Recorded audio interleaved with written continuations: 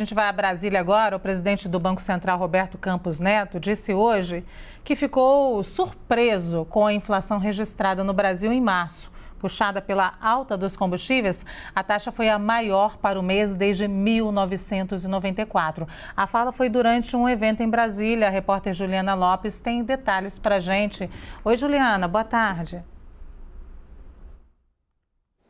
Oi, Luciana, boa tarde para você e a todos que nos acompanham. O presidente do Banco Central comentou o IPCA, o resultado do IPCA para o mês de março, que revelou esse aumento da inflação, segundo o IBGE, de 1,01% para 1,6%, um avanço bastante considerável, e essa taxa mensal também é considerada a maior desde janeiro de 2003. Só para a gente lembrar, o Banco Central é o responsável por controlar a inflação, fazendo a calibragem da taxa Selic, ou seja, dos juros, e o presidente do Banco Central ponderou, afirmou que a queda do dólar ainda não refletiu nos preços, que quando isso acontecer, o que a gente deve acompanhar é uma desaceleração da inflação, que não aconteceu por enquanto.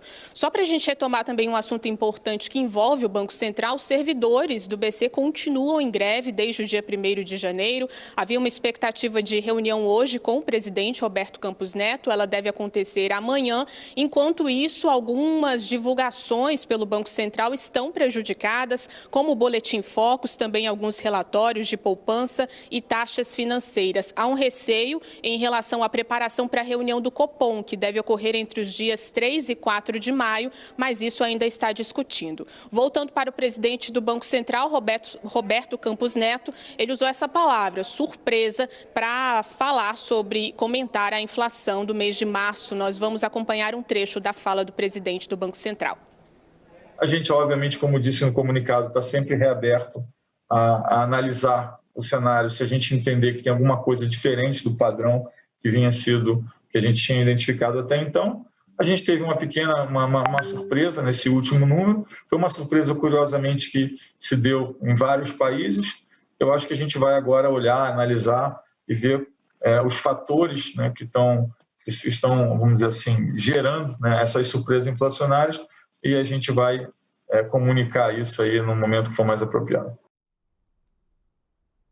Nós vamos agora falar com a analista de economia, Thaís Herédia. Desculpa, Sidney. Fiquei aqui, Thaís, pensando assim, o Sidney vai falar alguma coisa? Thaís, é ótimo ter você aqui. Vocês já se falam de manhã, então dessa vez fica comigo. Essa mudança do discurso do presidente do Banco Central já sinaliza que os juros vão subir mais. E estão subindo e não estão dando aquele efeito que a gente gostaria na inflação, Thaís. O que está errado aí? Oi, Luciana. Boa tarde para você. Oi, Sidney, de novo aqui, estamos juntos no Visão, boa tarde para todos. Bom, primeiro eu quero fazer uma ressalva, que não está fácil ser diretor ou presidente do Banco Central.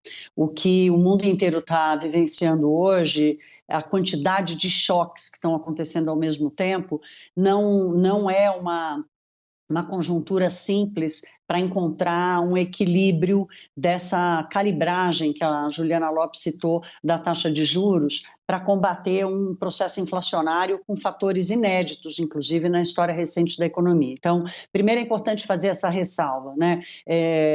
Criticar o Banco Central, muitas vezes, acaba sendo aquela crítica de engenheiro de obra feita, porque as informações que estão disponíveis são as mesmas para todos, né? E encontrar essa calibragem, acho que eu já falei aqui, um ex-diretor do Banco Central sempre diz que a política monetária é 70% arte, 30% matemática. Então, feita essa ressalva, vamos para o momento de hoje. No caso do Banco Central brasileiro, essa dificuldade aumenta por alguns fatores. Primeiro, porque o próprio Roberto Campos Neto, presidente do BC, ele, até a semana passada, ele parecia muito seguro e queria convencer os agentes econômicos do mercado, a sociedade em geral, de uma certa convicção dele e da diretoria do Banco Central de que o aumento na taxa de juros já estava chegando ao fim, que apenas uma um movimento a mais na reunião de maio seria capaz de controlar o processo inflacionário.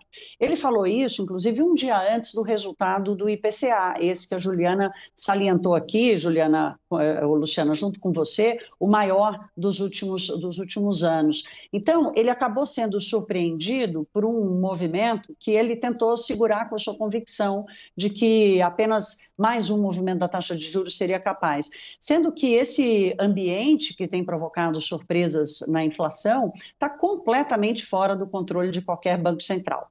O diretor, o presidente do nosso BC aqui, ele tem tentado, de alguma forma, segurar um pouco a percepção ou a ideia de que existe ali algum controle sobre a inflação, mas nenhum presidente do Banco Central está conseguindo fazer isso. Então, essa é a primeira realidade. A segunda realidade é essa que a Juliana Lopes também trouxe, da greve dos servidores do Banco Central, que há 2 semanas tem deixado não só o BC, mas também os agentes econômicos em geral, do mercado financeiro, empresários, a sociedade em geral, sem informações para tomar decisão. Então, ficou mais difícil ainda. Os juros vão continuar subindo, sim, a inflação deve surpreender ainda para cima, ela vai cair, em algum momento ela deve cair, mas a velocidade e a intensidade hoje são mais dúvida do que certeza.